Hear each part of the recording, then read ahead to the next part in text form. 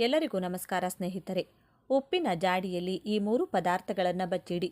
ಉಪ್ಪಿನ ಜಾಡಿಯಲ್ಲಿ ಈ 3 ಪದಾರ್ಥಗಳನ್ನು ಬಚ್ಚಿಡೋದ್ರಿಂದ ನಿಮ್ಮ ಮನೆಯಲ್ಲಿ ಹಣಕಾಸಿನ ಸಮಸ್ಯೆಗಳಿತ್ತು ಅಂದರೆ ಆ ಸಮಸ್ಯೆಗಳೆಲ್ಲ ಸಂಪೂರ್ಣವಾಗಿ ನಿರ್ಮೂಲನೆಯಾಗಿ ಧನಲಾಭವಾಗುತ್ತದೆ. ವೃತ್ತಿ ಜೀವನದಲ್ಲಿ ಪ್ರಗತಿಯನ್ನು ಸಾಧಿಸುತ್ತೀರಾ. ವ್ಯಾಪಾರ ವಹಿವಾಟುಗಳಲ್ಲಿ ಲಾಭಾಂಶವನ್ನು ಸಾಧಿಸುತ್ತೀರಾ. ಸಾಲ ಬಾಧೆಗಳು ನಿವಾರಣೆಯಾಗುತ್ತದೆ. ಕೋಟಿ ಕೋಟಿ ಹಣ ನಿಮ್ಮನ್ನ ಹುಡುಕಿಕೊಂಡು ಬರುತ್ತದೆ. ಆಕಸ್ಮಿಕ ಧನಲಾಭವಾಗುತ್ತೆ ಅಂತಾನೆ ಹೇಳಲಾಗುತ್ತೆ. ಸ್ನೇಹಿತರೆ, ಉಪ್ಪು ಲಕ್ಷ್ಮಿ ಸ್ವರೂಪವಾದಂಥದ್ದು. ಯಾವಾಗಲೂ ಮನೆಯಲ್ಲಿ ಉಪ್ಪು ಖಾಲಿ ಆಗಬಾರ್ದು. ಇನ್ನೇನು ಸ್ವಲ್ಪ ಉಪ್ಪಿದೆ ಅನ್ನುವಾಗಲೇ ಉಪ್ಪನ್ನು ತಂದು ಉಪ್ಪಿನ ಜಾಡಿಯಲ್ಲಿ ಹಾಕಬೇಕು. ಹಾಗೆ ಸ್ನೇಹಿತರೆ, ಉಪ್ಪನ್ನು ನಾವು ಈ ಮಣ್ಣಿನ ಜಾಡಿ, ಪಿಂಗಾಣಿ ಜಾಡಿ ಏನು ಹೇಳ್ತೀವಿ, ಆ ಜಾಡಿಯಲ್ಲಿ ಇಟ್ಕೊಳ್ಬೇಕು. ಇಲ್ಲ ಗಾಜಿನ ಬಾಟ್ಲಲ್ಲಿ ಇಟ್ಕೊಳ್ಬೇಕು. ಹಾಗೆ ನೀವು ಯಾವುದೇ ಕಾರಣಕ್ಕೂ ಸ್ಟೀಲ್ ಡಬ್ಬಗಳಲ್ಲಿ, ಪ್ಲಾಸ್ಟಿಕ್ ಡಬ್ಬಗಳಲ್ಲಿ ಉಪ್ಪನ್ನು ಇಡಬಾರ್ದು. ಹಾಗೆ ಗಾಜಿನ ಡಬ್ಬದಲ್ಲಿ ಇಟ್ಟರೂ ಉಪ್ಪು ನಮಗೆ ಬೇರೆಯವರ ಕಣ್ಣಿಗೆ ಗೋಚರಿಸಬಾರದು ಅಂತ ಹೇಳ್ತಾರೆ ಸ್ನೇಹಿತರೆ. ಅಂದರೆ ಮನೆಗೆ ಬೇರೆ ಯಾರೋ ಬಂದಿದ್ದಾಗ ಆ ಉಪ್ಪು ಬೇರೆಯವರಿಗೆ ಕಾಣಿಸಬಾರ್ದು ಅಂತ ಹೇಳ್ತಾರೆ. ಅಂದರೆ ಉಪ್ಪನ್ನು ಒಂದು ಕಡೆ ಸರಿಯಾದ ರೀತಿಯಲ್ಲಿ ಅದಕ್ಕೆ ಒಂದು ಜಾಗ ಅಥವಾ ಒಂದು ಪೀಠ, ಒಂದು ಹಲಿಗೆ, ಒಂದು ಮಣೆ ಏನಾದರೂ ಒಂದನ್ನು ಜಾಗನ ಅರೇಂಜ್ ಮಾಡಿ ಶುದ್ಧವಾದಂಥ ಜಾಗದಲ್ಲಿ ಉಪ್ಪನ್ನು ಇಡಬೇಕು. ಉಪ್ಪು ಲಕ್ಷ್ಮಿ ಸ್ವರೂಪ ಅಂತ ಹೇಳಲಾಗುತ್ತೆ. ಸಮುದ್ರ ಮಂಥನ ಅಂದರೆ ಕ್ಷೀರಸಾಗರ ಮಂಥನದ ಸಂದರ್ಭದಲ್ಲಿ ಲಕ್ಷ್ಮಿಯ ಜನನವಾಯಿತು. ಲಕ್ಷ್ಮಿಯೊಂದಿಗೆ ಸಾಕಷ್ಟು ಒಂದು ವಸ್ತುಗಳು ಕೂಡ ಜನನವಾಯಿತು.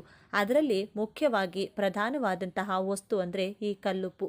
ಕಲ್ಲುಪ್ಪು ಲಕ್ಷ್ಮೀ ದೇವಿಯ ಸಹೋದರಿಯ ಸಮಾನ. ಕಲ್ಲುಪ್ಪು ಲಕ್ಷ್ಮಿಗೆ ಅತ್ಯಂತ ಪ್ರೀತಿಕರವಾದಂಥದ್ದು. ಕಲ್ಲುಪ್ಪಿನಲ್ಲಿ ಲಕ್ಷ್ಮಿ ಆಕರ್ಷಿತಳಾಗಿರುತ್ತಾಳೆ, ಲಕ್ಷ್ಮಿ ಲೀನವಾಗಿರುತ್ತಾಳೆ ಅಂತಾನೆ ಹೇಳಲಾಗುತ್ತೆ. ಕಲ್ಲುಪ್ಪು ಯಾವ ಮನೆಯಲ್ಲಿ ಖಾಲಿಯಾಗುತ್ತೋ ಅಲ್ಲಿ ಬಡತನ ಇರುತ್ತೆ. ಕಲ್ಲುಪ್ಪನ್ನು ಯಾರಿಗೂ ಕೂಡ ಸಾಲವಾಗಿ ಕೊಡಬಾರ್ದು ಅಂತ ಹೇಳಲಾಗುತ್ತೆ. ಕಲ್ಲುಪ್ಪನ್ನು ಕೈಗೆ ಕೊಡಬಾರ್ದು ಅಂತಾನು ಹೇಳ್ತಾರೆ. ಹಣ ನಿಲ್ಲೋದಿಲ್ಲ ಅನ್ನೋ ಒಂದು ಸೂಚನೆಗಳನ್ನು ನಮ್ಮ ಹಿರಿಯರು ಮುಂಚೆಯಿಂದನೂ ಕೂಡ ತಿಳಿದುಕೊಂಡು ಬಂದಿದ್ದಾರೆ. ಕಲ್ಲುಪ್ಪಿನಿಂದ ಯಾವುದೇ ರೀತಿಯ ತಂತ್ರಗಳನ್ನು, ಪರಿಹಾರಗಳನ್ನು ಮಾಡಿಕೊಂಡ್ರೆ 100% ಅದು ನಮಗೆ ಸಕ್ಸಸ್ಸನ್ನು ಕೊಡುತ್ತೆ. ಉಪ್ಪು ಆಹಾರದಲ್ಲಿನ ರುಚಿಯನ್ನು ಹೇಗೆ ಹೆಚ್ಚಿಸುತ್ತೋ ಅದೇ ರೀತಿಯಲ್ಲಿ ನಮಗಾಗಿರುವಂತಹ ದೋಷಗಳನ್ನು ನಿವಾರಣೆ ಮಾಡುವಂಥ ಶಕ್ತಿ ಉಪ್ಪಿಗಿದೆ. ಹಾಗಾಗಿ ನಮ್ಮ ಹಿರಿಯರು ಉಪ್ಪಿನಿಂದ ದೃಷ್ಟಿ ದೋಷಗಳನ್ನು ನಿವಾರಣೆ ಮಾಡ್ತಾ ಇದ್ರು. ಅದೇ ರೀತಿಯಿಂದ ಅನಾದಿ ಕಾಲದಿಂದ ಒಂದಷ್ಟು ಜನರು ಉಪ್ಪಿನಿಂದ ತಂತ್ರಗಳನ್ನು ಮಾಡಿಕೊಂಡಿದ್ದಾರೆ. ಈ ತಂತ್ರಗಳ ಮುಖಾಂತರವಾಗಿ ಲಕ್ಷ್ಮಿಯನ್ನು ಆಕರ್ಷಣೆ ಮಾಡಿ ಹಿಡಿದಿಟ್ಟುಕೊಂಡಿದ್ದಾರೆ ಅಂತಾನೆ ಹೇಳ್ಬೋದು. ಲಕ್ಷ್ಮಿ ಈ ಉಪ್ಪಿನಲ್ಲಿ ಇರೋದ್ರಿಂದ ಈ ಉಪ್ಪಿನಲ್ಲಿ ನಾವು ಮಾಡುವಂಥ ಈ ಪರಿಹಾರಗಳು ಲಕ್ಷ್ಮಿಯನ್ನು ಆಕರ್ಷಿಸುತ್ತೆ. ಮನೆಗೆ ಲಕ್ಷ್ಮಿ ಬಂದು ಕುಳಿತು ನೀವು ಬೇಡಿದ ವರಗಳನ್ನು ಕರುಣಿಸ್ತಾಳೆ ಅಂತಾನೆ ಹೇಳಲಾಗುತ್ತೆ. ಹಾಗಾಗಿ ಕಲ್ಲುಪ್ಪಿನಿಂದ ಈ ಪರಿಹಾರವನ್ನು ತಪ್ಪದೆ ಪ್ರತಿಯೊಬ್ಬರೂ ಕೂಡ ಮಾಡಿಕೊಳ್ಬೇಕಾಗುತ್ತೆ. ಉಪ್ಪಿಗೋಸ್ಕರ ಜಾಡಿಯನ್ನು ಇಟ್ಕೊಳ್ಳಿ. ಜಾಡಿ ಶುಭ್ರವಾಗಿರುವಂತೆ ಗಮನದಲ್ಲಿಟ್ಕೊಳ್ಳಿ. ಹಾಗೆ ಪ್ರತಿ ಶುಕ್ರವಾರ ನೀವು ಪೂಜಿಸುವಂತಹ ಸಂದರ್ಭದಲ್ಲಿ ನಿಮ್ಮ ಉಪ್ಪಿನ ಜಾಡಿಗೂ ಕೂಡ ಒಂದು ಧೂಪ ದೀಪವನ್ನು ಅಂದರೆ ಒಂದು ಊದ್ಬತ್ತಿಯನ್ನು ಬೆಳಗಿ ಒಂದು ನಮಸ್ಕಾರ ಮಾಡಿಕೊಳ್ಳಿ. ಉಪ್ಪಿನ ಜಾಡಿ ಮೇಲೆ ಒಂದು ಪುಷ್ಪವನ್ನಾದರೂ ಇಟ್ಟು ನಮಸ್ಕರಿಸಿಕೊಳ್ಳಿ. ಈ ಒಂದು ತಂತ್ರವನ್ನು ಮಾಡಿದ ನಂತರ 100% ಲಕ್ಷ್ಮಿ ನಿಮ್ಮ ಮನೆಯಲ್ಲಿ ನಿಮ್ಮನ್ನು ಆಶೀರ್ವದಿಸುತ್ತಾಳೆ, ಹಣದ ಮಳೆಯನ್ನು ಸುರಿಸ್ತಾಳೆ ಅಂತಾನೆ ಹೇಳಲಾಗುತ್ತೆ. ಉಪ್ಪಿನ ಜಾಡಿಯಲ್ಲಿ ಯಾವ ಪದಾರ್ಥವನ್ನು ಇಡಬೇಕು ಅಂತಂದರೆ, ಮೊದಲನೆಯದಾಗಿ ಈ ಒಂದು ಪರಿಹಾರಕ್ಕೆ ನೀವು ಮಾಡಿಕೊಳ್ಬೇಕಾಗಿರೋದು ಹಳದಿ ಬಣ್ಣದ ಬಟ್ಟೆಯನ್ನು, ಒಂದು ಚಿಕ್ಕದಾದ ಬಟ್ಟೆಯನ್ನು ತೆಗೆದುಕೊಳ್ಳಿ. ಒಂದು ಚಿಕ್ಕ ಅಂಗೈ ಅಗಲದ ಬಟ್ಟೆಯನ್ನು ತೆಗೆದುಕೊಳ್ಳಿ. ಶುದ್ಧವಾಗಿರುವಂತಹ ಬಟ್ಟೆ ಆಗಿರಬೇಕು. ಯಾವುದೇ ಹಳೆ ಬಟ್ಟೆಯನ್ನು ಉಪಯೋಗಿಸಬೇಡಿ. ಶುದ್ಧವಾಗಿರೋ ಹಳದಿ ಬಣ್ಣದ ಬಟ್ಟೆಯನ್ನು ತೆಗೆದುಕೊಳ್ಳಿ. ಹಳದಿ ಬಣ್ಣ ಬಟ್ಟೆ ಇಲ್ಲ ಅಂದರೆ ಬಿಳಿ ಬಣ್ಣದ ಬಟ್ಟೆಯನ್ನು ತೆಗೆದುಕೊಂಡು ಅದನ್ನು ತೊಳೆದು ಅದಕ್ಕೆ ಅರಿಶಿನವನ್ನು ಲೇಪನ ಮಾಡಿ, ಅಂದರೆ ಅರಿಶಿನದ ನೀರಿನಲ್ಲಿ ಅದ್ದಿ ಚೆನ್ನಾಗಿ ಒಣಗಿಸಬೇಕು. ಹಸಿ ಇರಬಾರದು, ತೇವಾಂಶ ಇರಬಾರದು, ಚೆನ್ನಾಗಿ ಒಣಗಿಸಿ ಇಟ್ಕೊಳ್ಬೇಕು. ಆ ನಂತರವಾಗಿ ಈ ಒಂದು ಬಟ್ಟೆಯ ಮೇಲೆ ₹1 ನಾಣ್ಯ, 5 ಏಲಕ್ಕಿ, 5 ಅಡಿಕೆ, ಈ 3 ಪದಾರ್ಥ ಇಷ್ಟೇ ಸಾಕು ಸ್ನೇಹಿತರೆ. ಈ ₹1 ನಾಣ್ಯ ಏನಿದೆ ನೋಡಿ, ಲಕ್ಷ್ಮಿ ಸ್ವರೂಪವಾದಂಥದ್ದು. ಈ 5 ಅಡಿಕೆ ಲಕ್ಷ್ಮಿ ಸ್ವರೂಪವಾದಂಥದ್ದು. ಈ 5 ಏಲಕ್ಕಿ ಲಕ್ಷ್ಮಿ ಸ್ವರೂಪವಾದಂಥದ್ದು. ಲಕ್ಷ್ಮಿಯನ್ನು ಆಕರ್ಷಿಸುವಂತಹ ವಸ್ತುಗಳು ಇವು. ಲಕ್ಷ್ಮಿಗೆ ಅತ್ಯಂತ ಪ್ರೀತಿಕರವಾದಂಥ ವಸ್ತುಗಳು. ಹಾಗಾಗಿ ಈ 3 ಪದಾರ್ಥಗಳನ್ನು ಗಂಟನ್ನಾಗಿ ಹಾಕ್ಕೊಳ್ಳಿ. ನೀವೇನಾದರೂ ಮನಿ ಅಟ್ರಾಕ್ಷನ್ಗೆ ಮಾಡ್ಕೊಳ್ತಾ ಇದ್ದೀವಿ ಅಂದರೆ ಈ ರೀತಿ ಮಾಡ್ಕೊಳ್ಳಿ. ಚಿನ್ನವನ್ನು ಆಕರ್ಷಣೆ ಮಾಡ್ಕೊಳ್ಬೇಕು. ಗಿರವಿ ಇಟ್ಟಿರೋ ನಿಮ್ಮ ಆಭರಣಗಳು ನಿಮ್ಮ ಬಳಿಗೆ ಬರಬೇಕು ಅಂದರೆ ಯಾವುದಾದರೂ ಒಂದು ಚಿನ್ನದ ಒಂದು ಮೂಗುತಿನೋ ಅಥವಾ ಒಂದು ಚಿನ್ನದ ಉಂಗುರನೋ ಏನಾದರೂ ಒಂದನ್ನು ನೀವು ಈ ಗಂಟಿನ ಜೊತೆ ಅಂದರೆ ಗಂಟು ಒಳಗಡೆ ಹಾಕಿಟ್ಟು 24 ಗಂಟೆ ಆ ಉಂಗುರ ಅಥವಾ ಆ ಚಿನ್ನ ಏನಿರುತ್ತೆ ಅದನ್ನು ತೆಗೆದುಕೊಂಡು ಒಂದು ಪೇಪರಲ್ಲಿ ಹಾಕಿ 24 ಗಂಟೆ ನಂತರ ಆ ಒಂದು ಚಿನ್ನವನ್ನು ತೆಗೆದು ನಿಮ್ಮ ಬೀರುವಿನಲ್ಲಿ ಇಟ್ಕೊಳ್ಳಿ. ನೀವು ಅಡವಿ ಇಟ್ಟಿರುವಂತಹ ಒಡವೆಗಳು ನಿಮ್ಮ ಹತ್ರ ಬರುತ್ತೆ. ಹೆಚ್ಚು ಹೆಚ್ಚು ಒಡವೆಗಳನ್ನು ಕೊಂಡುಕೊಳ್ಳುವ ಯೋಗ ಬರುತ್ತದೆ. ಹಾಗೆ ನಾನು ತಿಳಿಸಿಕೊಟ್ಟಂಥ ಈ ಗಂಟನ್ನು ಉಪ್ಪಿನ ಜಾಡಿಯಲ್ಲಿ 48 ದಿನಗಳ ಕಾಲ ಬಿಡಬೇಕಾಗುತ್ತದೆ. 48 ದಿನ ನೀವು ಉಪ್ಪಿನ ಜಾಡಿಯಲ್ಲಿ ಈ ಒಂದು ವಸ್ತುಗಳನ್ನು ಬಿಟ್ಟರೆ ಅಂದರೆ ಆ 48 ದಿನದೊಳಗೆ ವಿಪರೀತವಾದಂಥ ಧನ ಪ್ರಾಪ್ತಿಯಾಗುತ್ತೆ. ಹಣ ನಿಮ್ಮನ್ನು ಹುಡುಕಿಕೊಂಡು ಬರುತ್ತೆ. ಸಾಲ ಬಾಧೆಗಳು ನಿವಾರಣೆಯಾಗುತ್ತೆ. ಎಷ್ಟೇ ಸಾಲ ಇದ್ದರೂ ಕೂಡ ಅದನ್ನು ತೀರಿಸುವಂತಹ ದಾರಿ ಮಾರ್ಗ ಸುಲಭವಾಗಿ ಓಪನ್ ಆಗುತ್ತದೆ. ಹಣ ಅಂದರೆ ಧನದ್ವಾರಗಳು ತೆರೆದುಕೊಳ್ಳುತ್ತವೆ ಅಂತಾನೆ ಹೇಳಲಾಗುತ್ತೆ. ಈ ಒಂದು ಅದ್ಭುತ ಪರಿಹಾರ ಅನಾದಿ ಕಾಲದಿಂದ ಬಂದಿರುವಂಥದ್ದು. ತಪ್ಪದೇ ಮಾಡಿಕೊಳ್ಳಿ. 48 ದಿನಗಳ ನಂತರ ಈ ಬಟ್ಟೆಯಲ್ಲಿರುವಂಥ ಹಣ ಇಡುವ ಜಾಗದಲ್ಲಿಡಿ. ಅಡಿಕೆ ಹಾಗೂ ಈ 5 ಏಲಕ್ಕಿಯನ್ನು ತುಳಸಿ ಗಿಡದ ಬುಡದಲ್ಲಿ ಊತಿಡಿ ಅಥವಾ ಯಾವುದಾದರೂ ದೈವ ವೃಕ್ಷದ ಬುಡದಲ್ಲಿ ಊತಿಟ್ಟು ಬಿಡಿ. ಇಷ್ಟೇ ಸಿಂಪಲ್ ಮಾಡಿಕೊಳ್ಳಬೇಕಾಗಿರುವುದು. ಈ ಒಂದು ಟ್ರಿಕ್ಸ್ ನಿಮ್ಮ ಜೀವನವನ್ನು ಬದಲಾಯಿಸುವ ಅದೃಷ್ಟವನ್ನು ತರುತ್ತದೆ. ನಿಮ್ಮನ್ನು ಕೋಟ್ಯಾಧಿಪತಿಯನ್ನಾಗಿ ಮಾಡುತ್ತದೆ. ಇನ್ನು ಪ್ರತಿದಿನ ಕಲ್ಲುಪ್ಪು ಬೆರೆಸಿದ ನೀರನ್ನು ಸ್ನಾನ ಮಾಡಿದರೆ ಎಷ್ಟು ಒಳ್ಳೆಯದು ಗೊತ್ತಾ? ಆರೋಗ್ಯಯುತ ಅಭ್ಯಾಸಗಳಲ್ಲಿ ಸ್ನಾನ ಕೂಡ ಒಂದು. ಅದರಲ್ಲೂ ಕಲ್ಲುಪ್ಪು ಸೇರಿಸಿದ ನೀರನ್ನು ಸ್ನಾನ ಮಾಡುವುದರಿಂದ ಹಿತವಾದ ಅನುಭವವನ್ನು ಪಡೆಯಬಹುದು. ಸ್ನಾನ ಕೇವಲ ಬಾಹ್ಯದಿಂದ ದೇಹವನ್ನು ಸ್ವಚ್ಛವಾಗಿಡುವುದು ಮಾತ್ರವಲ್ಲ, ಆಂತರಿಕವಾಗಿಯೂ ಆರೋಗ್ಯಯುತವಾಗಿಡುವಂತೆ ಮಾಡುತ್ತದೆ. ಪ್ರತಿದಿನ ಬಿಸಿ ನೀರಿನ ಸ್ನಾನ ಮಾಡಿದರೆ ದೇಹಕ್ಕೆ ಉಲ್ಲಾಸ ದೊರೆಯುತ್ತದೆ, ಜೊತೆಗೆ ಹೊಸ ಚೈತನ್ಯ ಮೂಡುತ್ತದೆ. ಆದ್ದರಿಂದ ಸ್ನಾನ ದಿನನಿತ್ಯದ ಆರೋಗ್ಯಯುತ ಅಭ್ಯಾಸಗಳಲ್ಲೊಂದು. ಅದೇ ರೀತಿ ಉಪ್ಪನ್ನು ಮಿಶ್ರಣ ಮಾಡಿದ ನೀರನ್ನು ಸ್ನಾನ ಮಾಡಿದರೆ, ಹೌದು, ಪ್ರತಿದಿನ ಸ್ನಾನದಲ್ಲಿ ನೀರಿಗೆ ಕಲ್ಲುಪ್ಪಿನ ಬಳಕೆ ಮಾಡಿದರೆ ಆರೋಗ್ಯಕ್ಕೆ ಇನ್ನೂ ಒಳ್ಳೆಯದು. ಮಾನಸಿಕ ಆರೋಗ್ಯವನ್ನು ಕೂಡ ಉತ್ತಮವಾಗಿಟ್ಟುಕೊಳ್ಳಲು ಕಲ್ಲುಪ್ಪಿನ ನೀರಿನ ಸ್ನಾನ ಸಹಾಯಕವಾಗಿದೆ. ಹಾಗಾದರೆ ಏನೆಲ್ಲ ಪ್ರಯೋಜನಗಳನ್ನು ಪಡೆಯಬಹುದು ಎನ್ನುವ ಮಾಹಿತಿಯನ್ನು ಇಲ್ಲಿ ಹೇಳಲಾಗಿದೆ ನೋಡಿ. ಒಂದು ರೀತಿಯಲ್ಲಿ ಸ್ನಾನ ಮಾಡಿದ ನಂತರ ದೇಹ ಪೂರ್ತಿ ರಿಲ್ಯಾಕ್ಸ್ ಆಗುತ್ತದೆ, ಹೊಸ ಚೈತನ್ಯ ಭಾವನೆ ಮೂಡುತ್ತದೆ. ಅದೇ ತೆರನಾದ ಪ್ರಯೋಜನವನ್ನು ನೀರಿಗೆ ಕಲ್ಲುಪ್ಪು ಸೇರಿಸಿ ಸ್ನಾನ ಮಾಡಿದಾಗ ಕೂಡ ದೊರೆಯುತ್ತದೆ. ಅಲ್ಲದೆ ಇದು ಒತ್ತಡವನ್ನು ನಿವಾರಿಸುತ್ತದೆ ಮತ್ತು ನಿಮ್ಮ ದೇಹ ಮತ್ತು ಮನಸ್ಸನ್ನು ಬಹಳ ಶಾಂತಿಯುತ ರೀತಿಯಲ್ಲಿರುವಂತೆ ಮಾಡುತ್ತದೆ. ನಿಮ್ಮ ಚರ್ಮವನ್ನು ಮೃದು ಮತ್ತು ಹೊಳಪಾಗಿರುವಂತೆ ಮಾಡುತ್ತದೆ. ಎನರ್ಜಿಯನ್ನು ಹೆಚ್ಚಿಸುತ್ತದೆ. ನಮ್ಮ ದೇಹ ಮತ್ತು ಮನಸ್ಸನ್ನು ವಿಶ್ರಾಂತಿ ಮಾಡುವುದರ ಹೊರತಾಗಿ ಉಪ್ಪನ್ನು ಸೇರಿಸಿ ಸ್ನಾನ ಮಾಡಿದಾಗ ಶಕ್ತಿಯ ಮಟ್ಟವನ್ನು ಹೆಚ್ಚಿಸುತ್ತವೆ ಮತ್ತು ಹಿತವಾದ ಸ್ನಾನವು ನೋವು ಮತ್ತು ಒತ್ತಡದ ಮನಸ್ಸಿಗೆ ಚಿಕಿತ್ಸೆ ನೀಡುತ್ತದೆ. ಮೃದುವಾದ ಚರ್ಮ ಮತ್ತು ಶಾಂತ ಮನಸ್ಸನ್ನು ನೀಡುತ್ತದೆ. ಮೆಗ್ನೀಷಿಯಂ ಹೊಂದಿರುವ ಲವಣಗಳ ಯುಕ್ತ ಸ್ನಾನವು ಆರೋಗ್ಯ ಉತ್ತಮವಾಗಿಸಲು ಹೆಚ್ಚು ಪರಿಣಾಮಕಾರಿಯಾಗಿದೆ. ಉತ್ತಮ ನಿದ್ದೆ. ಕೆಲವರು ಸಂಜೆ ಸ್ನಾನ ಮಾಡುತ್ತಾರೆ. ಹೀಗಿದ್ದಾಗ ಆದಷ್ಟು ನೀರಿಗೆ ಉಪ್ಪನ್ನು ಸೇರಿಸಿ ಸ್ನಾನ ಮಾಡಿ. ಇದರಿಂದ ರಾತ್ರಿ ಚೆನ್ನಾಗಿ ನಿದ್ದೆ ಬರುತ್ತದೆ. ಸಾಮಾನ್ಯವಾಗಿ ಉತ್ತಮ ಸ್ನಾನವು ಉತ್ತಮ ನಿದ್ರೆಗೆ ಕಾರಣವಾಗುತ್ತದೆ. ಸ್ನಾನದ ಲವಣಗಳ ಬಳಕೆಯ ಉತ್ತಮ ನಿದ್ರೆಯು ಪಡೆಯಲು ನಿಮಗೆ ಸಹಾಯ ಮಾಡುತ್ತದೆ. ಇದು ನಿದ್ರಾಹೀನತೆ ನಿವಾರಿಸಲು ಸಹಾಯ ಮಾಡುತ್ತದೆ. ಹೀಗಾಗಿ ಉಪ್ಪು ಯುಕ್ತ ನೀರಿನ ಸ್ನಾನ ದೇಹಕ್ಕೆ ಆರಾಮದಾಯಕ ಅನುಭವವನ್ನು ನೀಡುತ್ತದೆ. ಉಪ್ಪು ನೀರಿನ ಸ್ನಾನಕ್ಕೆ ಹೀಗೆ ಮಾಡಿ. ಸ್ನಾನಕ್ಕೆ ಕಲ್ಲುಪ್ಪನ್ನು ಮಾತ್ರ ಬಳಸಿ. ಅದು ಅಯೋಡಿನ್ ಯುಕ್ತ ಉಪ್ಪಾಗಿದ್ದರೆ ಇನ್ನೂ ಒಳ್ಳೆಯದು. ಸುಲಭವಾಗಿ ನೀರಿನಲ್ಲಿ ಕರಗುತ್ತದೆ ಕೂಡ. ಒಂದು ಬಕೆಟ್ ನೀರಿಗೆ 2 ಅಥವಾ 3 ಟೀ ಸ್ಪೂನ್ ಉಪ್ಪನ್ನು ಸೇರಿಸಿಬಿಡಿ. ಬೇಗನೆ ಕರಗುತ್ತದೆ. ನಂತರ ಸ್ನಾನ ಮಾಡಿ. ಸ್ನೇಹಿತರೆ, ಇದರಿಂದಾಗಿ ಈ ದಿನ ಮಹತ್ವ ಸಾಕಷ್ಟು ಹೆಚ್ಚಾಗುವುದು. ಈ ದಿನ ಸ್ನಾನ, ದಾನ, ತರ್ಪಣ ನೀಡುವುದು, ಜೊತೆಗೆ ಹನುಮಂತ ಹಾಗೂ ಮಂಗಳ ದೇವನನ್ನು ಶ್ರದ್ಧಾಭಕ್ತಿಯಿಂದ ಪೂಜಿಸುವುದರಿಂದ ನಿಮ್ಮ ಎಲ್ಲ ರೀತಿಯ ಸಂಕಷ್ಟಗಳು ದೂರವಾಗುವುದೆಂದು ಹೇಳಲಾಗುತ್ತದೆ. ಜೊತೆಗೆ ಶನಿದೇವನ ಕೃಪೆ ನಿಮ್ಮ ಮೇಲೆ ಸಾಕಷ್ಟು ಹೆಚ್ಚಾಗುವುದು. ಜ್ಯೋತಿಷ್ಯ ಶಾಸ್ತ್ರದ ಪ್ರಕಾರ ಹನುಮಂತನ ಪೂಜೆಯನ್ನು ಮಾಡುವ ಜನರಿಗೆ ಶನಿದೇವರು ಎಂದಿಗೂ ಕಷ್ಟಗಳನ್ನು ನೀಡುವುದಿಲ್ಲ ಎಂದು ಹೇಳಲಾಗುತ್ತದೆ. ಹಾಗಾಗಿ ಈ ದಿನದ ವಿಶೇಷತೆಯನ್ನು ಇನ್ನಷ್ಟು ಹೆಚ್ಚಾಗಿವೆ. ಈ ದಿನ ಸಾಕಷ್ಟು ಲಾಭದಾಯಕವಾಗಿರುವುದರಿಂದ ಹೆಚ್ಚಿನ ಸುಖ ಸಮೃದ್ಧಿಯನ್ನು ನೀಡಲಿದೆ. ಇಂತಹ ಅದ್ಭುತವಾದ ದಿನದಂದು ಯಾರು ಮನೆಯಲ್ಲಿ ಈ 3 ಪದಾರ್ಥಗಳನ್ನು ಬೆರೆಸಿ ಧೂಪ ಹಾಕುತ್ತಾರೋ ಅವರ ಮನೆ ತುಂಬಾ ಪ್ರಶಾಂತವಾಗಿ ಬದಲಾಗುತ್ತದೆ. ಹಾಗೆ ಅವರ ಮನೆಯಲ್ಲಿರುವ ದರಿದ್ರ ಬಾಧೆಗಳೆಲ್ಲವೂ ಹೋಗುತ್ತದೆ. ಈ ವಿಡಿಯೋದಲ್ಲಿ ಈ 3 ಪದಾರ್ಥಗಳು ಯಾವುದು, ಧೂಪ ಯಾವ ರೀತಿ ಹಾಕಬೇಕು ಎಂದು ತಿಳಿಸಿಕೊಡ್ತೀನಿ. ಆದರೆ ಅದಕ್ಕೂ ಮುಂಚೆ ನೀವಿನ್ನು ನಮ್ಮ ಚಾನಲ್ನ ಸಬ್ಸ್ಕ್ರೈಬ್ ಮಾಡ್ಕೊಂಡಿಲ್ಲ ಅಂದರೆ ಖಂಡಿತ ಈಗಲೇ ಸಬ್ಸ್ಕ್ರೈಬ್ ಮಾಡ್ಕೊಳ್ಳಿ. ಹಾಗೆ ಈ ವಿಡಿಯೋ ಇಷ್ಟ ಆದರೆ ಮರೆಯದೆ ಒಂದು ಲೈಕ್ ಕೊಡಿ. ಎಲ್ಲರೂ ಭಕ್ತಿಯಿಂದ ಓಂ ಶ್ರೀ ಮಹಾಲಕ್ಷ್ಮಿ ಅಂತ ಕಮೆಂಟ್ ಮಾಡಿ. ಸ್ನೇಹಿತರೆ, ಈ ದಿನ ಅಂದರೆ ಲಕ್ಷ್ಮೀ ದೇವಿಗೆ ತುಂಬ ಇಷ್ಟ. ಅವತ್ತು ಯಾರು ಲಕ್ಷ್ಮೀ ದೇವಿಯ ಆರಾಧನೆ ಮಾಡ್ತಾರೋ ಅವರಿಗೆ ಖಂಡಿತ ಲಕ್ಷ್ಮೀ ಕಟಾಕ್ಷ ಪ್ರಾಪ್ತಿಯಾಗುತ್ತದೆ. ಆದರೆ ಈ ದಿನ ಯಾವುದಾದರೂ ಹೊಸ ಕೆಲಸ ಶುರು ಮಾಡಿದರೆ ತುಂಬಾ ಒಳ್ಳೆಯದು. ಅಮಾವಾಸ್ಯೆ ಮತ್ತು ಪೌರ್ಣಮಿ ಶೂನ್ಯ ತಿಥಿಗಳು. ಇಂತಹ ಶೂನ್ಯ ತಿಥಿಗಳಲ್ಲಿ ವಿಶೇಷವಾದ ದೈವಿಕ ಶಕ್ತಿಗಳು ಇರುತ್ತವೆ. ಹಾಗೆ ಆ ತಿಥಿಗಳು ಪರಮ ಪವಿತ್ರವಾದವು ಎಂದು ನಮ್ಮ ಪುರಾಣಗಳಲ್ಲಿ ವಿವರಿಸಲಾಗಿದೆ. ಈ ದಿನ ಲಕ್ಷ್ಮೀ ದೇವಿಯನ್ನು ಪೂಜಿಸುವುದರಿಂದ ಗಂಡನ ಆಯಸ್ಸು ಆರೋಗ್ಯ ಬದಲಾಗುತ್ತದೆ.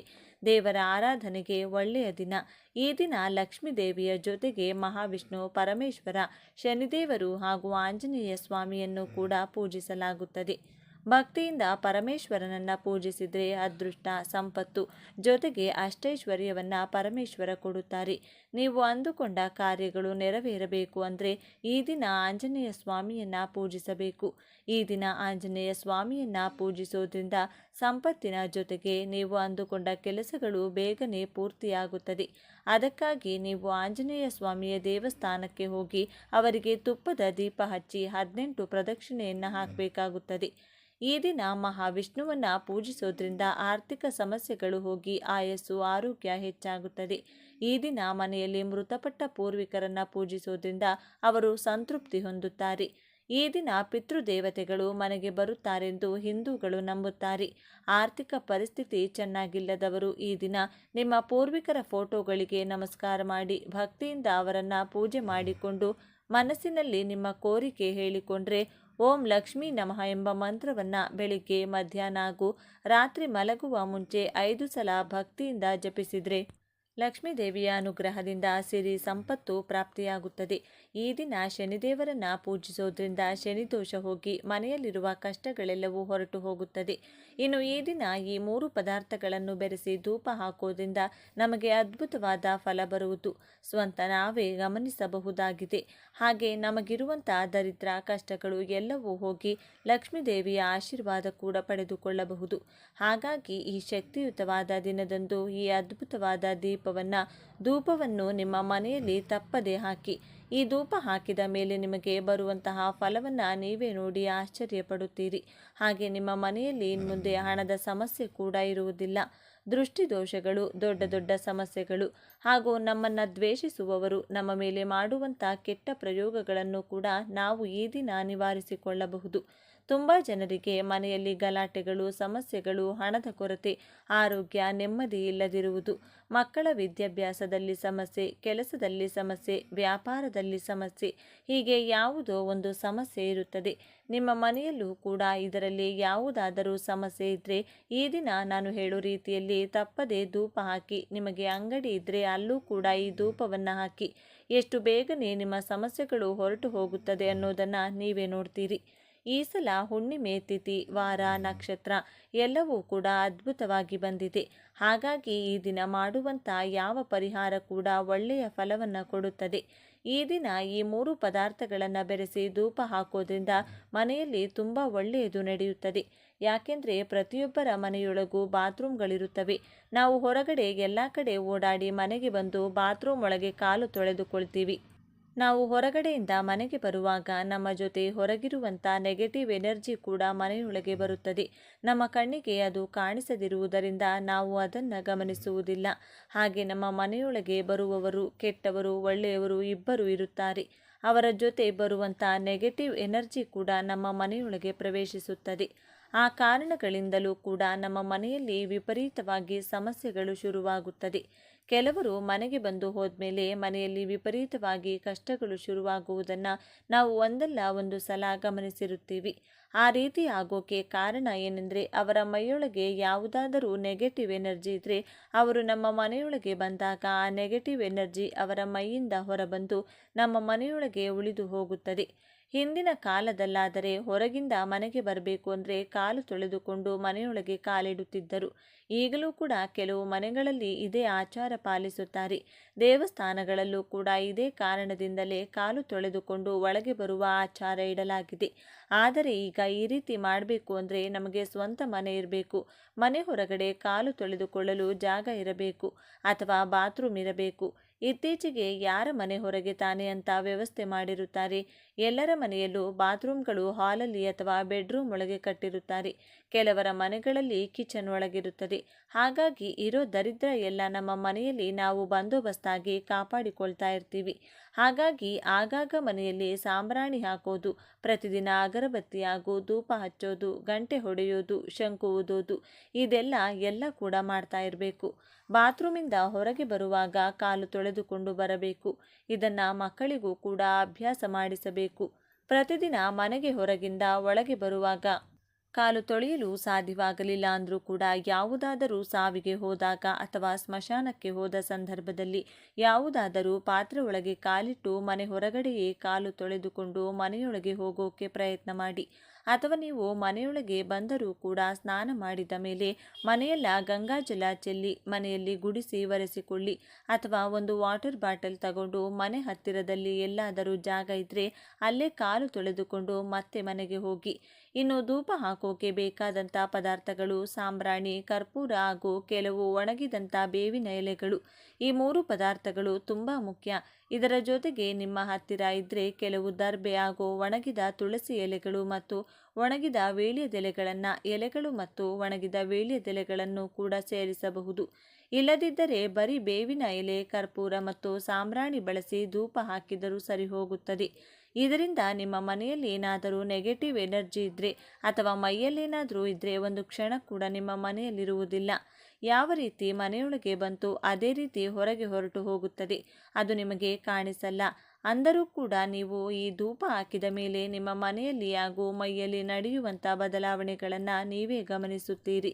ಈ ವಿಡಿಯೋ ನಿಮಗೆ ಇಷ್ಟ ಆದರೆ ಲೈಕ್ ಮಾಡಿ, ಶೇರ್ ಮಾಡಿ. ಇಂಥ ಹೆಚ್ಚಿನ ಉತ್ತಮ ಮಾಹಿತಿಗಾಗಿ ತಪ್ಪದೇ ನಮ್ಮ ಚಾನಲ್ನ ಸಬ್ಸ್ಕ್ರೈಬ್ ಮಾಡ್ಕೊಳ್ಳಿ.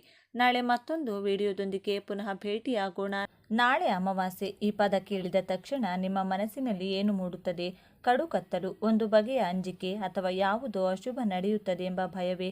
ಸ್ವಲ್ಪ ನಿಮ್ಮ ಅನುಭವವನ್ನು ಗಮನಿಸಿ ನೋಡಿ.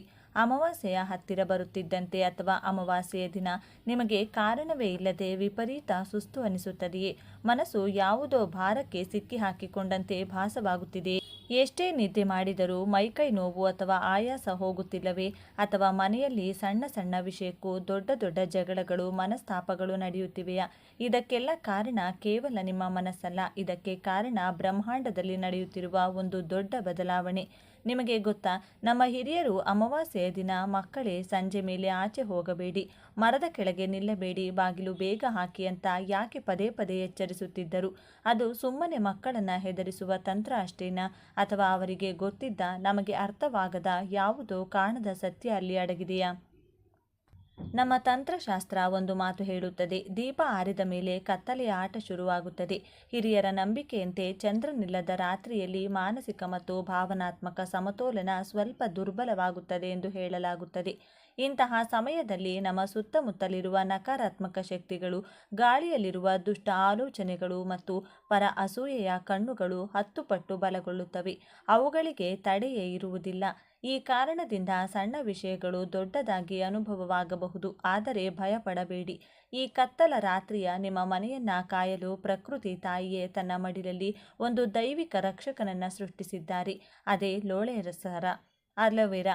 ಅದು ನಿಮ್ಮ ಮನೆಯ ಬಾಗಿಲಲ್ಲಿ ನೇತಾಡುತ್ತಿದ್ದರೆ ಅಥವಾ ನಿಮ್ಮ ಹಿತ್ತಲಿನಲ್ಲಿ ಇದ್ದರೆ ಎಂತಹದ್ದೇ ಶಕ್ತಿಯು ನಿಮ್ಮ ಹೊಸ್ತಿಲು ದಾಟಲು ಭಯಪಡುತ್ತದೆ ಎಂಬ ಪಾರಂಪರಿಕ ನಂಬಿಕೆ ಇದೆ. ಇದನ್ನು ಕೇವಲ ಒಂದು ಗಿಡ ಅಂದುಕೊಳ್ಳಬೇಡಿ, ಇದೊಂದು ಜೀವಂತ ಯಂತ್ರ.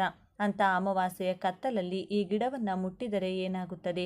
ಬನ್ನಿ ಆ ರಹಸ್ಯದ ಬಾಗಿಲು ತೆರೆಯೋಣ. ಇದು ತಂತ್ರಶಾಸ್ತ್ರದ ವಿಷಯ. ವಿಡಿಯೋವನ್ನು ಸ್ಕಿಪ್ ಮಾಡದೆ ಪೂರ್ತಿಯಾಗಿ ನೋಡಿ, ಯಾಕೆಂದರೆ ಅರೆಬರೆ ಜ್ಞಾನ ಅರಿವಿಗೆ ವಿಷ. ವಿಡಿಯೋದ ಕೊನೆಯಲ್ಲಿ ನಾನು ನಿಮಗೊಂದು ಅತೀಂದ್ರಿಯ ರಹಸ್ಯವನ್ನು ಹೇಳಲಿದ್ದೇನೆ. ಅದೇ ಲೋಳೆ ಸರದ ಹೂವಿನ ರಹಸ್ಯ. 100ರಲ್ಲಿ ಒಬ್ಬರಿಗೆ ಮಾತ್ರ ಆ ಅದೃಷ್ಟ ಒಲಿಯುತ್ತದೆ. ಒಂದು ವೇಳೆ ಆ ಲಕ್ಷಣ ನಿಮ್ಮ ಮನೆಯ ಗಿಡದಲ್ಲಿ ಕಾಣಿಸಿದರೆ ಬರೆದಿಟ್ಟುಕೊಳ್ಳಿ, ನಿಮ್ಮ ತಲೆ ಬರಹವೇ ಬದಲಾಗುವ ಸಮಯ ಬಂದಿದೆ ಎಂದರ್ಥ. ಅದು ಏನು, ಅದು ಹೇಗೆ ಕಾಣುತ್ತದೆ, ಅದನ್ನು ತಿಳಿಯಲು ವಿಡಿಯೋವನ್ನು ಕೊನೆವರೆಗೂ ನೋಡಿ. ಮುಂದೆ ಹೋಗುವ ಮುನ್ನ ಆ ಆದಿಶಕ್ತಿಯ ರಕ್ಷಣೆ ಕೋರುತ್ತಾ ಕಮೆಂಟ್ ಬಾಕ್ಸ್ನಲ್ಲಿ ಓಂ ಶಕ್ತಿ ಮಹಾಮಾಯೆ ಎಂದು ಬರೆಯಿರಿ. ಆ ತಾಯಿಯ ದಿವ್ಯ ಕೃಪಾ ದೃಷ್ಟಿ ಸದಾ ನಿಮ್ಮ ಮನೆಯ ಮೇಲಿರಲಿ. ಅಮಾವಾಸ್ಯೆ ಎಂದು ಜಾಗ್ರತೆ ಏಕೆ? ಪೌರಾಣಿಕ ಮತ್ತು ಮಾನಸಿಕ. ಅಮಾವಾಸ್ಯೆ ಅಂದರೆ ಯಾಕೆ ಇಷ್ಟು ಭಯ? ಇದಕ್ಕೆ ನಮ್ಮ ಪುರಾಣಗಳಲ್ಲಿ ಒಂದು ರೋಚಕವಾದ ಕಥೆ ಇದೆ. ನಿಮಗೆಲ್ಲರಿಗೂ ಸಮುದ್ರ ಮಥನದ ಕತೆ ಗೊತ್ತಿರಬಹುದು. ದೇವತೆಗಳು ಮತ್ತು ದಾನವರು ಅಮೃತಕ್ಕಾಗಿ ಸಮುದ್ರವನ್ನು ಕಡೆಯುವಾಗ ಕೊನೆಯಲ್ಲಿ ಅಮೃತ ಬರುತ್ತದೆ. ಆಗ ಮಹಾವಿಷ್ಣುವು ಮೋಹಿನಿಯ ರೂಪ ತಾಳಿ ದೇವತೆಗಳಿಗೆ ಮಾತ್ರ ಅಮೃತವನ್ನು ಹಂಚುತ್ತಿರುತ್ತಾನೆ. ಆ ಸಮಯದಲ್ಲಿ ರಾಹು ಮತ್ತು ಕೇತು ಎಂಬ ಇಬ್ಬರು ದಾನವರು ದೇವತೆಗಳ ರೂಪದಲ್ಲಿ ಬಂದು ಸಾಲಿನಲ್ಲಿ ಕುಳಿತು ಅಮೃತವನ್ನು ಕುಡಿಯಲು ಪ್ರಯತ್ನಿಸುತ್ತಾರೆ. ಚಂದ್ರನು ತಕ್ಷಣ ಮೋಹಿನಿಗೆ ಸನ್ನೆ ಮಾಡಿ ಆ ಅಸುರರ ಮೋಸವನ್ನು ಬಯಲು ಮಾಡುತ್ತಾನೆ. ಆ ದಿನದಿಂದ ಅಸುರ ಶಕ್ತಿಗಳಿಗೆ ಚಂದ್ರನ ಮೇಲೆ ವಿಪರೀತ ಕೋಪ, ದ್ವೇಷ ಎಂದು ಹೇಳಲಾಗುತ್ತದೆ. ಚಂದ್ರ ಎಂದರೆ ಮನಸ್ಸು, ಚಂದ್ರ ಎಂದರೆ ಶಾಂತಿ. ಆದರೆ ಅಮಾವಾಸ್ಯೆ ಎಂದು ಆಕಾಶದಲ್ಲಿ ಆ ಚಂದ್ರನೇ ಇರುವುದಿಲ್ಲ, ರಕ್ಷಕನೇ ಇಲ್ಲದ ರಾತ್ರಿ ಅದು. ನಮ್ಮ ಹಿರಿಯರು ಹೇಳುವಂತೆ ಆ ದಿನ ತಮೋಗುಣ ಅಥವಾ ಕತ್ತಲೆಯ ಪ್ರಭಾವ ತಾರಕಕ್ಕೇರಿರುತ್ತದೆ. ಯಾರು ಮಾನಸಿಕವಾಗಿ ದುರ್ಬಲರೋ, ಯಾರು ಹೆಚ್ಚು ಭಯಪಡುತ್ತಾರೋ ಅಂಥವರ ಮನಸ್ಸನ್ನು ಈ ನಕಾರಾತ್ಮಕ ಶಕ್ತಿಗಳು ಬೇಗ ಆವರಿಸಿಕೊಳ್ಳುತ್ತವೆ. ಇದಕ್ಕೆ ವಿಜ್ಞಾನವು ಪೂರಕವಾಗಿದೆ.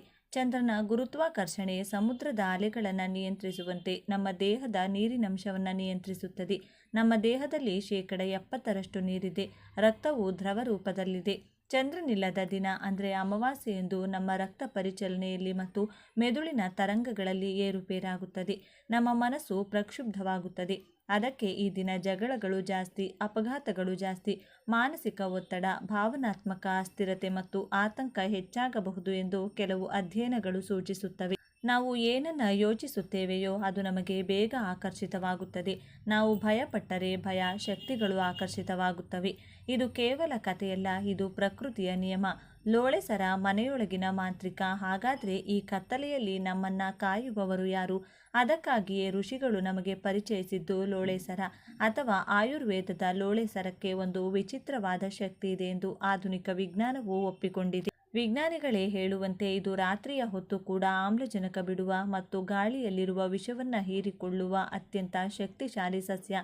ಆದರೆ ನಮ್ಮ ತಂತ್ರಶಾಸ್ತ್ರ ಇನ್ನೂ ಒಂದು ಹೆಜ್ಜೆ ಮುಂದೆ ಹೋಗಿ ಹೇಳುತ್ತದೆ, ಲೋಳೆ ಸರವು ಕೇವಲ ಗಾಳಿಯನ್ನಲ್ಲ, ಜನರ ಕೆಟ್ಟ ದೃಷ್ಟಿಯನ್ನು, ಶಾಪವನ್ನು ಮತ್ತು ನಕಾರಾತ್ಮಕ ತರಂಗಗಳನ್ನು ಅಯಸ್ಕಾಂತದಂತೆ ತನ್ನೊಳಗೆ ಎಳೆದುಕೊಳ್ಳುತ್ತದೆ. ನೀವು ಗಮನಿಸಿರಬಹುದು, ನಿಮ್ಮ ಮನೆಗೆ ಯಾರಾದರೂ ಅಸೂಯೆಯಿಂದ ಬಂದು ಹೋದ ಮೇಲೆ ಅಥವಾ ನಿಮಗೆ ಯಾರದ್ದೋ ಕೆಟ್ಟ ದೃಷ್ಟಿ ಬಿದ್ದ ಮೇಲೆ ಮನೆಯ ಮುಂದಿರುವ ಹಚ್ಚ ಹಸಿರಾದ ಲೋಳೆ ಸರ ಒಂದೇ ದಿನದಲ್ಲಿ ಇದ್ದಕ್ಕಿದ್ದಂತೆ ಕೊಳೆತು ಹೋಗುತ್ತದೆ ಅಥವಾ ಕೆಂಪು ಬಣ್ಣಕ್ಕೆ ತಿರುಗುತ್ತದೆ. ನೀರು ಹಾಕಿದರೂ ಬದುಕುವುದಿಲ್ಲ. ಅದರ ಅರ್ಥ ಏನು ಗೊತ್ತೇ? ನಿಮ್ಮ ಮನೆಗೆ ಬರಬೇಕಿದ್ದ ಅಥವಾ ನಿಮ್ಮ ಮಕ್ಕಳಿಗೆ ತಾಗಬೇಕಿದ್ದ ಮನೆಯಲ್ಲಿದ್ದ ಒತ್ತಡ ಅಥವಾ ಅಸಮತೋಲನ ಗಿಡದ ಸ್ಥಿತಿಯಲ್ಲಿ ವ್ಯಾಪಕವಾಗಿದೆ ಎಂದು. ಅದು ಸಸ್ಯ ರೂಪದಲ್ಲಿರುವ ರಕ್ಷಕ. ಇನ್ನೊಂದು ರಹಸ್ಯವಿದೆ. ಲೋಳೆ ಸರಕ್ಕೆ ಕುಮಾರಿ ಎನ್ನುವ ಹೆಸರಿದೆ. ಅಂದರೆ ಇನ್ನು ಋತುಮತಿಯಾಗದ ಅತ್ಯಂತ ಪವಿತ್ರವಾದ ಕನ್ಯೆ. ಅಮಾವಾಸ್ಯೆಯೆಂದು ನಕಾರಾತ್ಮಕ ಶಕ್ತಿಗಳು ಕನ್ಯಾ ಸ್ವರೂಪಕ್ಕೆ ಹೆದರುತ್ತವೆ ಎಂದು ಹೇಳಲಾಗುತ್ತದೆ. ಅದಕ್ಕೆ ಲೋಳೆ ಸರ ಇರುವ ಕಡೆ ನಕಾರಾತ್ಮಕ ಶಕ್ತಿಗಳು ಸುಳಿಯುವುದಿಲ್ಲ. ವಾಸ್ತು ರಹಸ್ಯ, ಬಣ್ಣ ಬದಲಾವಣೆ ಮತ್ತು ದಿಕ್ಕುಗಳು. ಈಗ ಒಂದು ಬಹಳ ಮುಖ್ಯವಾದ ವಿಷಯ. ಬಹಳಷ್ಟು ಜನ ಕೇಳ್ತಾರೆ, ನಮ್ಮ ಲೋಳೆ ಸರ ಗಿಡ ಇದ್ದಕ್ಕಿದ್ದಂತೆ ಕಂದು ಬಣ್ಣಕ್ಕೆ ತಿರುಗಿದೆ, ಏನಾದರೂ ದೋಷವೇ ಎಂದು. ಲೋಳೆ ಸರ ಬಣ್ಣ ಬದಲಾಯಿಸಿದರೆ ಎಚ್ಚರಗೊಳ್ಳಿ, ಅದು ಬಿಸಿಲಿಗೆ ಒಣಗಿರಬಹುದು, ಅದು ಸಹಜ. ಆದರೆ ನೆರಳಲ್ಲಿದ್ದರೂ ನೀರು ಹಾಕುತ್ತಿದ್ದರೂ ಅದು ಕಂದು ಬಣ್ಣಕ್ಕೆ ತಿರುಗುತ್ತಿದೆ ಅಂದರೆ ನಿಮ್ಮ ಮನೆಯಲ್ಲಿ ಅಥವಾ ನಿಮ್ಮ ಸುತ್ತಮುತ್ತ ಯಾರು ನಿಮ್ಮ ಬಗ್ಗೆ ಅತಿಯಾದ ಅಸೂಯೆ ಪಡುತ್ತಿರಬಹುದು ಅಥವಾ ನಿಮ್ಮ ಪಾರಂಪರಿಕವಾಗಿ ಒಂದು ಎಚ್ಚರಿಕೆ ಸಂಕೇತ ಎಂದು ಹೇಳಲಾಗುತ್ತದೆ. ಅಂದರೆ ಮನೆಯಲ್ಲಿ ಒತ್ತಡ ಅಥವಾ ಅಸಮತೋಲನ ಹೆಚ್ಚಾಗಿದೆ ಎಂದು. ಆ ಗಿಡ ಆ ಶಕ್ತಿಯ ಜೊತೆ ಹೋರಾಡುತ್ತಿದೆ ಎಂದರ್ಥ. ಆಗ ನೀವು ತಕ್ಷಣ ಆ ಗಿಡಕ್ಕೆ ನೀರು ಮತ್ತು ಸ್ವಲ್ಪ ಅರಿಶಿನ ನೀರನ್ನು ಹಾಕಿ. ಅದು ಮತ್ತೆ ಹಸಿರಾದರೆ ಅದು ಮಾನಸಿಕವಾಗಿ ಸಮತೋಲನ ಮರಳುತ್ತಿದೆ ಎಂಬ ಸೂಚನೆ. ಇನ್ನು ದಿಕ್ಕುಗಳ ರಹಸ್ಯ. ಈ ಗಿಡವನ್ನು ಎಲ್ಲಿ ಇಡಬೇಕು? ಮೊದಲನೆಯದಾಗಿ ಮುಖ್ಯ ದ್ವಾರ ರಕ್ಷಣೆಗಾಗಿ ಮತ್ತು ದೃಷ್ಟಿದೋಷ ತಡೆಯಲು ಬಾಗಿಲಿಗೆ ನೇತು ಹಾಕಿ ಅಥವಾ ಬಾಗಿಲ ಪಕ್ಕ ಇಡಿ.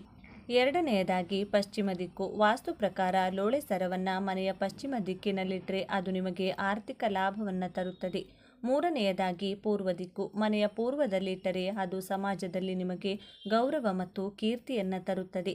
ಆದರೆ ಎಚ್ಚರ, ಈಶಾನ್ಯ ಮೂಲೆಯಲ್ಲಿ ಹೆಚ್ಚು ಮುಳ್ಳು ಇರುವ ಗಿಡಗಳನ್ನು ಇಡಬೇಡಿ. ಲೋಳೆ ಸರ ಮೃದುವಾಗಿದ್ದರೂ ಇದನ್ನು ದ್ವಾರ ಅಥವಾ ಪಶ್ಚಿಮದಲ್ಲಿಡುವುದೇ ಶ್ರೇಷ್ಠ. ಅಮಾವಾಸ್ಯೆಯ ರಹಸ್ಯ ವಿಧಿ. ಈ ಅಮಾವಾಸ್ಯೆಯ ಕತ್ತಲಲ್ಲಿ ನಿಮ್ಮ ಮನೆಯ ದೋಷ ಕಳೆಯಲು ಇಲ್ಲಿದೆ ಸಿದ್ಧ ಪರಿಹಾರ. ಮೊದಲನೇ ಹಂತವಾಗಿ ಕುಮಾರಿಯ ಆಹ್ವಾನವನ್ನು ಮಾಡಬೇಕಾಗುತ್ತದೆ. ಅಮಾವಾಸ್ಯೆ ದಿನ ಸಂಜೆ 6 ಗಂಟೆಯ ಒಳಗೆ ಒಂದು ಬಲಿತ ಲೋಳೆ ಸರದ ಎಲೆಯನ್ನು ತನ್ನಿ. ಅದನ್ನು ತರುವಾಗ ಮನಸ್ಸಿನಲ್ಲಿ ಪ್ರಾರ್ಥಿಸಿ, ತಾಯೇ, ನಿನ್ನ ಮನೆಗೆ ದೋಷ ಕಳೆಯಲು ಬಾ ಎಂದು ಅದನ್ನು ತೊಳೆದು ಶುದ್ಧ ಮಾಡಿ. ಎರಡನೇ ಹಂತ ದೃಷ್ಟಿಯ ನಿವಾರಣೆ ಮಾಡುವುದು. ರಾತ್ರಿ ಎಲ್ಲರೂ ಮನೆಗೆ ಬಂದ ಮೇಲೆ ಆ ಎಲೆಗೆ ಸ್ವಲ್ಪ ಕಲ್ಲುಪ್ಪು ಮತ್ತು ಸಾಸಿವೆ ಸೇರಿಸಿ ಒಂದು ಕೆಂಪು ಮೆಣಸಿನಕಾಯಿ ಬೇಕಿದ್ರೆ ಸೇರಿಸಬಹುದು. ಮನೆಯ ಯಜಮಾನರು ಅದನ್ನು ಹಿಡಿದು ಮನೆಯ ಮೂಲೆ ಮೂಲೆಗೂ ತೋರಿಸಿ ನಂತರ ಮನೆಯವರ ತಲೆಯ ಮೇಲೆ 3 ಬಾರಿ ನಿವಾಳಿಸಿ ಮನಸ್ಸಿನಲ್ಲಿ ಹೀಗೆ ಸಂಕಲ್ಪ ಮಾಡಿ, ನನ್ನ ಕುಟುಂಬದ ನೆಮ್ಮದಿ ಕೆಡಿಸುವ ಎಂತಹದ್ದೇ ಕಣ್ಣುಗಳು, ಎಂತಹದ್ದೇ ಶಕ್ತಿಗಳಿದ್ದರೂ ಈ ಕ್ಷಣವೇ ಆ ಉಪ್ಪು ಮತ್ತು ಲೋಳೆ ಸರದ ಜೊತೆಗೆ ಕರಗಿ ಮಾನಸಿಕ ಶಾಂತಿ, ಆತ್ಮವಿಶ್ವಾಸ ಮತ್ತು ಧನಾತ್ಮಕ ಚಿಂತನೆ ಬಲಗೊಳ್ಳಲಿ. ನನ್ನ ಮನೆ ವಜ್ರದ ಕವಚದಂತೆ ಸುರಕ್ಷಿತವಾಗಲಿ. ಇದಾದ ಮೇಲೆ ಅದನ್ನು ತೆಗೆದುಕೊಂಡು ಹೋಗಿ ಮನೆಯಿಂದ ದೂರ ಹಾಕಿ. ಯಾರಿಗೂ ತೊಂದರೆಯಾಗದಂತೆ ನಿರ್ಜನ ಪ್ರದೇಶದಲ್ಲಿ ಹಾಕಿ. ದಯವಿಟ್ಟು ರಸ್ತೆಗೆ ಅಥವಾ ಬೇರೆಯವರು ತುಳಿಯುವ ಜಾಗದಲ್ಲಿ ಹಾಕಬೇಡಿ. ಪರಿಸರಕ್ಕೂ ಹಾನಿ ಮಾಡಬೇಡಿ. ಹಿಂತಿರುಗಿ ನೋಡದೆ ಬಂದು ಕಾಲು ತೊಳೆದುಕೊಳ್ಳಿ. ಮೂರನೇ ಹಂತ ರಕ್ಷಣಾ ಕವಚ, ದ್ವಾರಬಂಧನ. ಮರುದಿನ ಬೆಳಿಗ್ಗೆ ಒಂದು ಸಣ್ಣ ಲೋಳೆ ಸರದ ತುಂಡಿಗೆ ಪೂರ್ತಿಯಾಗಿ ಅರಿಶಿನ ಕುಂಕುಮ ಹಚ್ಚಿ ಅದನ್ನು ಒಂದು ಹಳದಿ ದಾರದಲ್ಲಿ ಕಟ್ಟಿ ಅದನ್ನು ನಿಮ್ಮ ಮನೆಯ ಮುಖ್ಯ ದ್ವಾರದ ಮೇಲೆ ಅಥವಾ ಬಾಗಿಲ ಹಿಂದೆ ನೇತು ಹಾಕಿ. ಅದು ಅಲ್ಲಿ ಇರುವವರೆಗೂ, ಅದು ಒಣಗುವವರೆಗೂ ನಿಮ್ಮ ಮನೆಗೆ ಯಾವ ಕೆಟ್ಟ ಶಕ್ತಿಯೂ ಪ್ರವೇಶಿಸುವುದಿಲ್ಲ ಎಂದು ತಂತ್ರಶಾಸ್ತ್ರವು ಹೇಳುತ್ತದೆ. ಅದು ಲಕ್ಷ್ಮಿಯ ಆಕರ್ಷಣಾ ಕಾಂತವಿದ್ದಂತೆ. ಅದು ಧನಾತ್ಮಕ ಶಕ್ತಿಯನ್ನು ಮಾತ್ರ ಒಳಗೆ ಬಿಡುತ್ತದೆ. ಅತೀಂದ್ರಿಯ ರಹಸ್ಯ. ಲೋಳೆ ಸರದ ಹೂ ಮುಗಿಸುವ ಮುನ್ನ ಒಂದು ಅಪರೂಪದ ಸಂಗತಿಯನ್ನು ಹೇಳಲೇಬೇಕು. 100ರಲ್ಲಿ ಒಬ್ಬರಿಗೆ ಮಾತ್ರ ಈ ಅದೃಷ್ಟ ಒಲಿಯುತ್ತದೆ. ನಿಮ್ಮ ಮನೆಯಲ್ಲಿರುವ ಲೋಳೆ ಸರದ ಗಿಡ ವರ್ಷಗಟ್ಟಲೆ ಬರೀ ಎಲೆಗಳನ್ನೇ ಬಿಡುತ್ತಿದ್ದರೆ, ಆದರೆ ಎಂದಾದರೂ ಒಂದು ದಿನ ಇದ್ದಕ್ಕಿದ್ದಂತೆ ಆ ಗಿಡದ ಮಧ್ಯದಿಂದ ಒಂದು ಉದ್ದನೆಯ ದಂಟು ಬಂದು ಅದರಲ್ಲಿ ಕಿತ್ತಲೆ ಅಥವಾ ಹಳದಿ ಬಣ್ಣದ ಹೂ ಬಿಟ್ಟರೆ ಅದನ್ನು ಸಾಮಾನ್ಯವೆಂದು ಭಾವಿಸಬೇಡಿ. ಅದು ಸಾಕ್ಷಾತ್ ಲಕ್ಷ್ಮೀ ಕಟಾಕ್ಷದ ಸಂಕೇತ ಎಂದು ಪರಿಗಣಿಸಲಾಗುತ್ತದೆ. ಲೋಳೆ ಸರ ಹೂ ಬಿಡುವುದು ಬಹಳ ಅಪರೂಪ. ವಾಸ್ತುಶಾಸ್ತ್ರದ ಪ್ರಕಾರ ಯಾರ ಮನೆಯಲ್ಲಿ ಲೋಳೆ ಸರ ಹೂ ಬಿಡುತ್ತದೆಯೋ ಆ ಮನೆಯಲ್ಲಿ ಮುಂದಿನ ದಿನಗಳಲ್ಲಿ ದೊಡ್ಡ ಮಟ್ಟದ ಶುಭ ಘಟನೆಗಳ ಸಾಧ್ಯತೆ ಹೆಚ್ಚುತ್ತದೆ ಎಂದು ಹೇಳಲಾಗುತ್ತದೆ. ಅಂತಹ ಹೂ ಬಂದರೆ ಅದನ್ನು ಕತ್ತರಿಸಬೇಡಿ. ಅದು ಒಣಗುವವರೆಗೂ ಗಿಡದಲ್ಲೇ ಇರಲಿ. ಒಂದು ಸಣ್ಣ ಎಚ್ಚರಿಕೆ, ಕೆಲವರು ಇದನ್ನು ಸ್ನಾನ ಮಾಡಲು ಬಳಸುತ್ತಾರೆ. ದಯವಿಟ್ಟು ಲೋಳೆ ಸರವನ್ನು ಕತ್ತರಿಸಿದಾಗ ಬರುವ ಆ ಹಳದಿ ರಸ ಇದೆಯಲ್ಲ, ಯೆಲ್ಲೋ ಸ್ಕ್ಯಾಪ್, ಅದು ವಿಷಕಾರಿ. ಅದನ್ನು ಚೆನ್ನಾಗಿ ತೊಳೆದು ಒಳಗಿನ ಬಿಳಿ ಬಣ್ಣದ ತಿರುಳನ್ನು ಮಾತ್ರ ಬಳಸಿ. ಇಲ್ಲದಿದ್ದರೆ ಮೈ ತುರಿಕೆ ಬರಬಹುದು. ಅಂತಿಮವಾಗಿ ಒಂದು ಮಾತು, ಕತ್ತಲೆ ಎಷ್ಟೇ ದಟ್ಟವಾಗಿದ್ದರೂ ಅದರ ಅಂತ್ಯದಲ್ಲೆಲ್ಲಿ ಬೆಳಕು ಬಂದೇ ಬರುತ್ತದೆ. ನಿಮ್ಮ ಜೀವನದಲ್ಲಿರುವ ಕಷ್ಟಗಳು, ಬಾಧೆಗಳು ಮತ್ತು ಅನಾರೋಗ್ಯದ ಸಮಸ್ಯೆಗಳು ಈ ಅಮಾವಾಸ್ಯೆಯ ಕತ್ತಲಲ್ಲಿ ಕರಗಿ ಹೋಗಲಿ. ನಾಳೆಯಿಂದ ನಿಮ್ಮ ಬದುಕಿನಲ್ಲಿ ಹೊಸ ಭರವಸೆಯ ಸೂರ್ಯ ಉದಯಿಸಲಿ. ನಿಮ್ಮ ಮನೆ ನಂದಾದೀಪದಂತೆ ಬೆಳಗಲಿ. ನಿಮ್ಮ ಕುಟುಂಬದಲ್ಲಿ ಸದಾ ನಗು ಮತ್ತು ನೆಮ್ಮದಿ ತುಂಬಿರಲಿ. ಧೈರ್ಯವಾಗಿರಿ. ಒಳ್ಳೆಯ ದಿನಗಳು ಖಂಡಿತ ನಿಮ್ಮನ್ನು ಹುಡುಕಿಕೊಂಡು ಬರುತ್ತವೆ. ಈ ವಿಡಿಯೋ ನಿಮಗೆ ರೋಚಕ ಅನಿಸಿದರೆ ಲೈಕ್ ಮಾಡಿ. ಇದೇ ರೀತಿ ನಿಗೂಢ ರಹಸ್ಯಗಳಿಗಾಗಿ ನಮ್ಮ ಚಾನಲ್ಗೆ ಸಬ್ಸ್ಕ್ರೈಬ್ ಆಗಿ. ಮುಂದಿನ ವಿಡಿಯೋದಲ್ಲಿ ಸಿಗೋಣ. ಜೈ ಶ್ರೀ ಕೃಷ್ಣ.